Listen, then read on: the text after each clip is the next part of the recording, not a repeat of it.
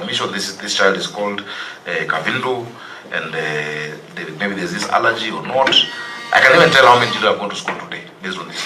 Yeah. So she was still wearing it. So I asked her, Mildred, why are you wearing this?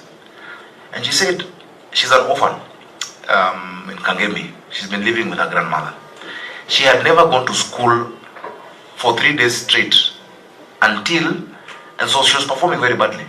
Until when we introduced this program in third term of 2023, is when she went to school for every day. She moved from the bottom of her class to top 10 in the city.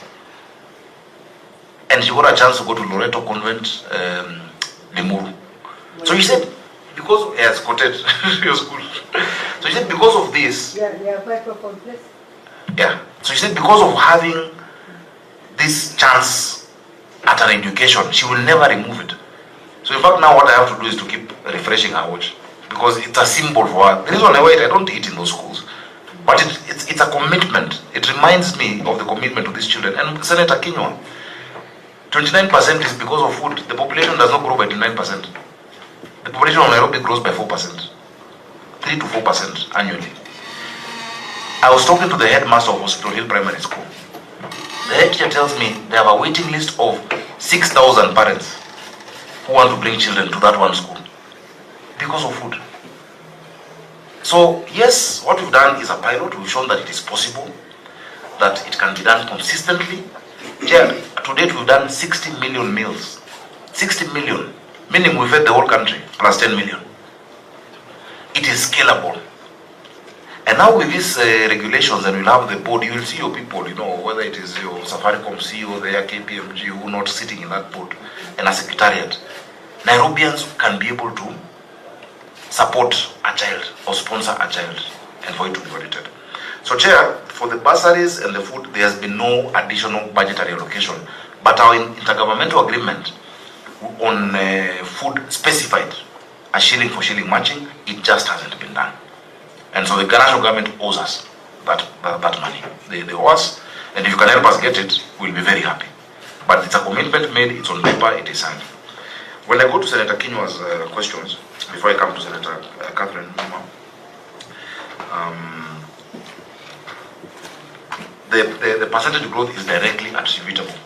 And I'll be very happy to table a report, Chair, of a study being done by the University of London, College of Hygiene and Health Sciences, on the health outcomes of these children. These children are much healthier. We're actually monitoring. Chair, every day we have labs. And I'd like, by the way, if this committee one day can come on a tour for me to showcase what this process is, from beginning to end, and we go to the schools. I would really... We enter the 2 counties after meeting the governor. We go to the counties. So we are coming. Wonderful. That will be great. And so we test. We have our labs.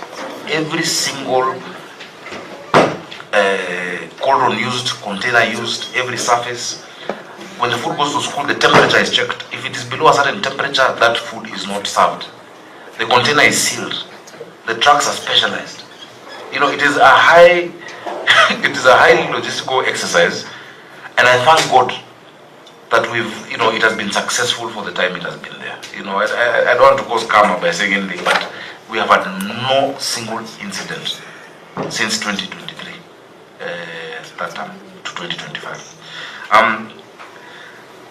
The question on the Chapatis, it was humorous, but it's a real, the children really wanted it, and they really want it.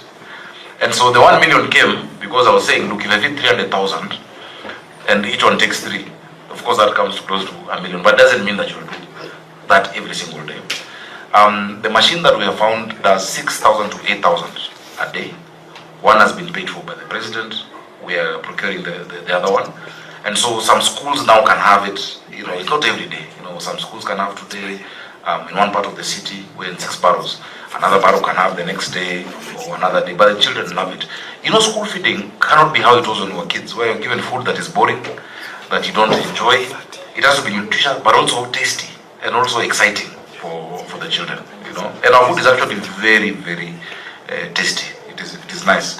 One day, if we walk down the road, maybe Governor, if you're talking on that sort of